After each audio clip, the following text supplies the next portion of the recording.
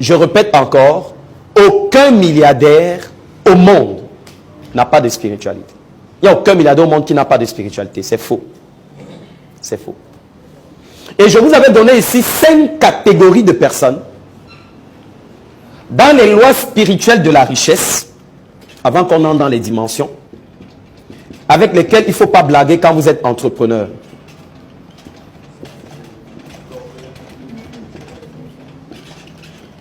Dans le spirituel, il y a une loi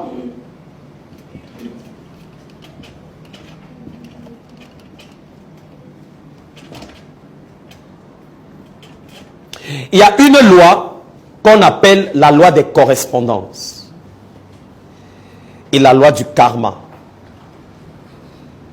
Beaucoup de gens font du mal pour devenir riches, mais ils ne meurent pas. Et vivent longtemps. Et vous vous posez la question, mais comment quelqu'un peut tuer? Il peut faire du mal comme ça. Il est toujours en vie. Maman, il faut qu'il meure. Il ne va pas mourir maintenant. Vous savez pourquoi? Il y a ce qu'on appelle dans la loi de correspondance, dans la loi du karma, autant pour moi, il y a une loi spirituelle qui gouverne l'univers. Que vous soyez de l'église, la loi là s'en fout. Les lois s'en foutent de qui vous êtes. Si tu te places là au balcon avec ton bébé, tu dis Doudou, tu ne vas pas tomber. J'ai envie de te dire que l'enfant là va se retrouver en miettes là-bas en bas.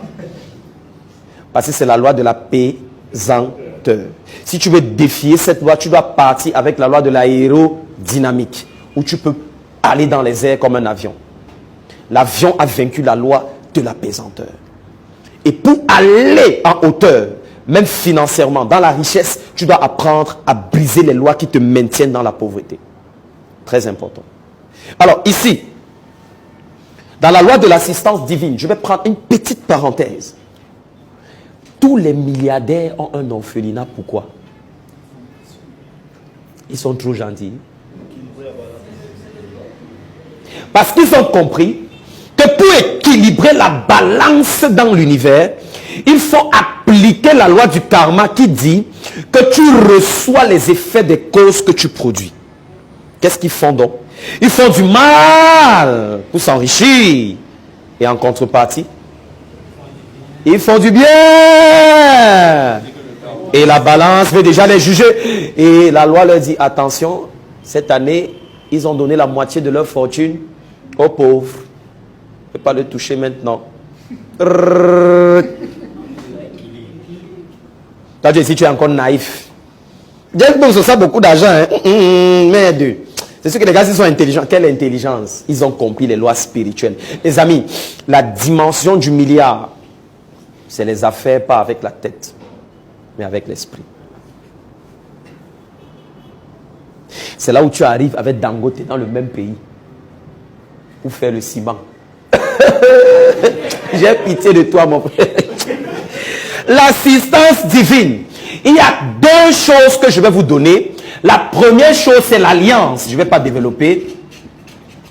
Et la deuxième chose, c'est le don. Ces 2 choses sont puissantes, tellement puissantes. Il y a des personnes qui font les affaires. Ils ont des alliances avec l'eau. Vous venez dans la même eau, vous pêchez le poisson, il n'y a rien. Quand ils viennent, ils ont 4000 tonnes.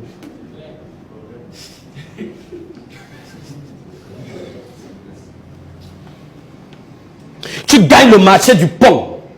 Tu arrives, tu veux mettre les poutres, ça ne donne pas. Parce qu'il faut d'abord faire l'alliance avec les eaux.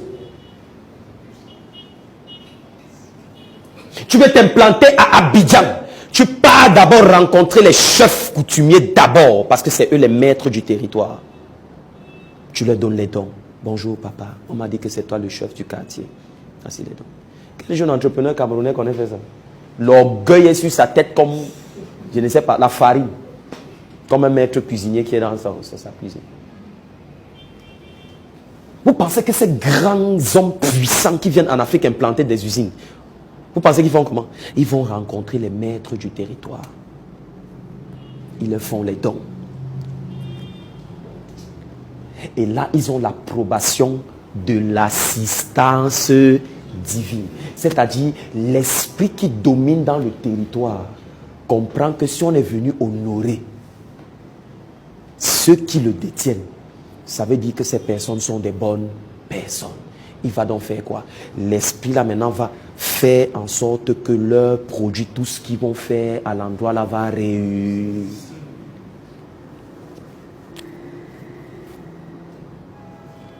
Toi dans ton business, c'est même pas si tu pries ou tu dis, I don't know, I don't even know. Tu fais seulement les choses comme ça, tu achètes les trucs, tu fais les trucs. Non. Il y a 5 catégories de personnes dans les dons. 1, c'est les orphelins. 2, c'est les veuves. 3, les prisonniers. 4, les pauvres. 5, les sans-abri. Écoute, si tu pratiques ça et que ça ne marche pas, porte-moi plainte, je vais te rembourser ton argent. Je peux vous donner une petite anecdote. Je suis actuellement en train de créer le dossier fiscal d'un de mes étudiants, Voltaire. Il n'est pas là, il devait être